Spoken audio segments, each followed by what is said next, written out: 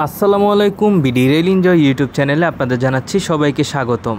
আজকে আমরা 826 down Jehanabad express ট্রেনে দুর্ঘটনা কবলিত হওয়ার বিস্তারিত আপডেট জানাবো, তাই না টেনে ভিডিওটি পুরোপুরি দেখবেন। এখনও যারা বিডি রেল এনজয় ইউটিউব চ্যানেলটি সাবস্ক্রাইব করেননি, অবশ্যই বিডি রেল এনজয় ইউটিউব চ্যানেলটি সাবস্ক্রাইব করে দিবেন। তাহলে চলুন আমরা এখন মূল বক্তব্যে ফিরে যাই। গত 9 মে 2025 দিবাগত রাতে বেনাপোল থেকে ছেড়ে আসা ঢাকা অভিমুখী আন্তনগর বেনাপোল এক্সপ্রেস ট্রেনটি প্রায় রাইট টাইমে গ্যান্ডারিয়া রেলওয়ে স্টেশন প্রবেশ করেছিল।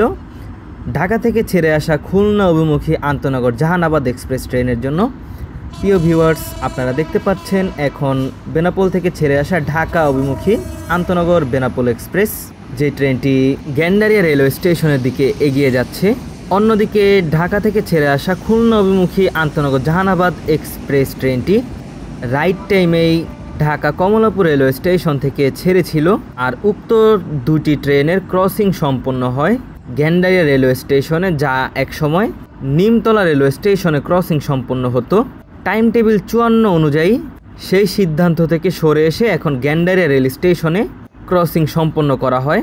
তো সেই ক্রসিং সম্পন্ন করার পর আন্তনগর জাহানাবাদ এক্সপ্রেস ট্রেনটি ঢাকা অভিমুখী বেনাপোল এক্সপ্রেস ট্রেনকে বসিয়ে খুলনা অভিমুখী খুলনা রুটের কিং অল্প সময়ে ঢাকা থেকে খুলনা যাওয়ার ট্রেন আন্তনগর জাহানাবাদ এক্সপ্রেস ট্রেনটি গ্যান্ডারিয়া থ্রুপাস করে অলরেডি জুরাইন রেলগেট অতিক্রম করে এগিয়ে আসছে শ্যামপুর রেলগেটের দিকে। উক্ত ট্রেনটি পরবর্তীতে ভাঙা জংশন রেল স্টেশনে তার যাত্রা বিরতি রয়েছে, কিন্তু ভাঙা জংশন রেল স্টেশনে যাত্রা বিরতি প্রদান করার পর যখন ট্রেনটি খুলনার উদ্দেশ্যে ছেড়ে কাশিয়ানির দিকে যে রেলপথটি গিয়েছে সেই রেলপথের দিকে যেতে গিয়ে পয়েন্টের মধ্যে লোকোমোটিভ সহ লোকোমোটিভের পেছনে থাকা লাগেজ ভ্যান কোচটি ডিরেল বা লাইনচ্যুত হয়। সেই দুর্ঘটনাস্থলে জাহানাবাদ এক্সপ্রেস ট্রেনের লোকোমোটিভ যেটি রয়েছে 6629, সেই লোকোমোটিভটির মোটামুটি বাজেভাবে ক্ষতিগ্রস্ত হয় এবং পেছনে থাকা লাগেজ ভ্যান যে কোচটি রয়েছে সেইটি মোটামুটি ক্ষতিগ্রস্ত হয়। আর সেই লাইনচ্যুত হওয়ার ফলে পদ্মা সেতু রুটে ট্রেন চলাচল বন্ধ হয়ে যায়। এতে করে জাহানাবাদ এক্সপ্রেস ট্রেনটি খুলনার উদ্দেশ্যে আর যেতে পারে না এবং যেহেতু ভাঙা জংশন রেল স্টেশনটি পুরো ব্লক হয়ে গিয়েছে, তাই ঢাকা থেকে পদ্মা সেতু হয়ে ভাঙা জংশন হয়ে কুষ্টিয়া পোড়াদহ হয়ে বেনাপোল অভিমুখী আন্তনগর বেনাপোল এক্সপ্রেস ট্রেনটি রাত 11:30 পদ্মা সেতু হয়ে চলাচলের কথা থাকলেও জাহানাবাদ এক্সপ্রেস ট্রেনের কারণে উক্ত ট্রেনটি ঢাকা কমলাপুর রেলওয়ে স্টেশন ছাড়তে পারে না।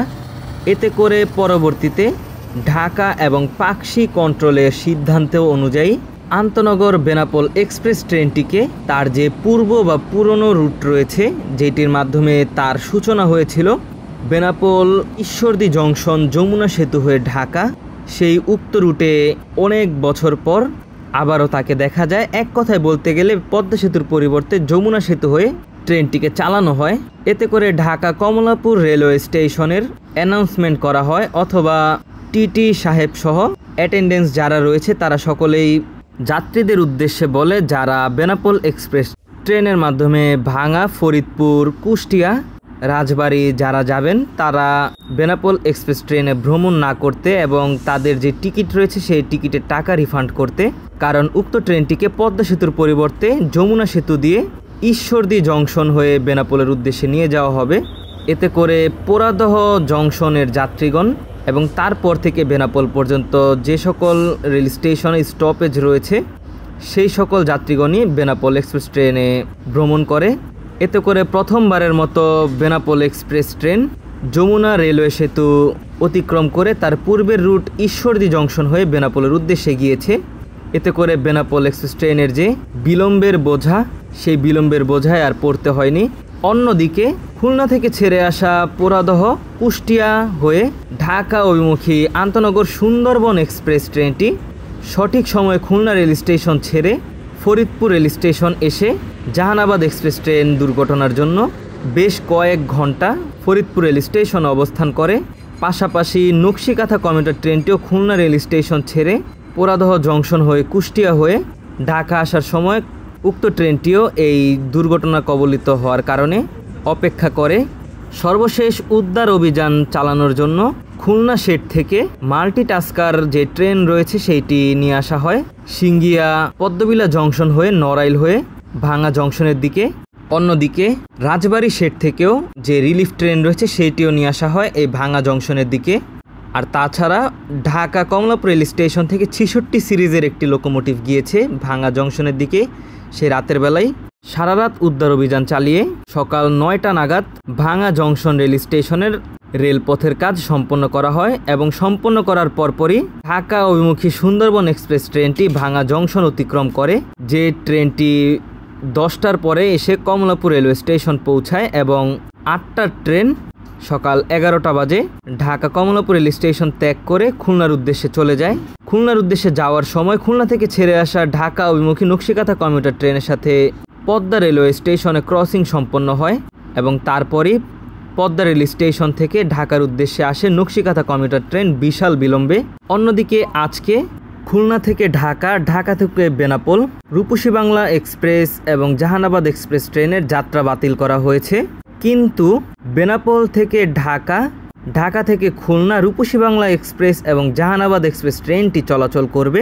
তাছাড়াও গতকালকে বেনাপোল এক্সপ্রেস ট্রেনটি যমুনা সেতু দিয়ে গেলেও আজকে তার যে নিজস্ব route Benapole Jessore junction, Poradah junction, Kushtia হয়ে পদ্মা সেতু হয়ে ঢাকা পর্যন্ত চলাচল করবে।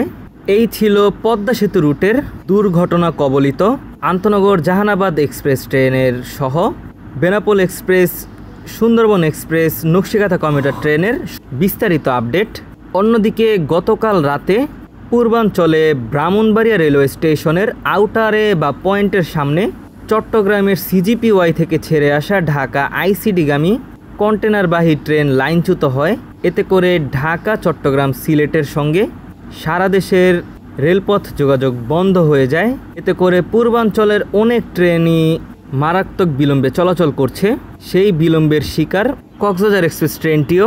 যখন কন্টেনারবাহী ট্রেনটি ওঠানো হয় তারপর কক্সবাজার এক্সপ্রেস ট্রেনটি সেই দুর্ঘটনাস্থল অতিক্রম করার সময় তার শেষের কোচটি আবার সেখানে ডিরেল হয়ে যায়, যার উদ্ধার অভিযান সম্পন্ন করা হয়েছে অলরেডি। তাছাড়াও সিলেট রুটে শ্রীমঙ্গলে আজকে তেলবাহী বিটিও ট্রেনটিও লাইনচ্যুত হয়েছে। এক কথায় বলা যায় যে 3টি মেজর দুর্ঘটনার কারণে আজকে বাংলাদেশ রেলওয়ের প্রায় প্রতিটি ট্রেনই অস্বাভাবিক বিলম্বে চলাচল করবে, শুধুমাত্র ঢাকা উত্তরাঞ্চলের ট্রেনগুলো বাদে। আপনারা যারা যারা ট্রেনগুলোতে ভ্রমণ করবেন অবশ্যই চেষ্টা করবেন পূর্বে খবর নিয়ে বের হতে। এই ছিল আজকের বিস্তারিত আপডেট। ভিডিওটি ভালো লেগে থাকলে অবশ্যই বিডি রেল এনজয় ইউটিউব চ্যানেলটি সাবস্ক্রাইব করে দিবেন, ভিডিওটিতে লাইক করে দিবেন, কমেন্টের মাধ্যমে জানাবেন আপনার অনুভূতি। আজকের ভিডিও এই পর্যন্তই, দেখা হচ্ছে অন্য কোনো নতুন ভিডিওতে। সেই পর্যন্ত সকলে ভালো থাকবেন, সুস্থ থাকবেন। আল্লাহ হাফেজ।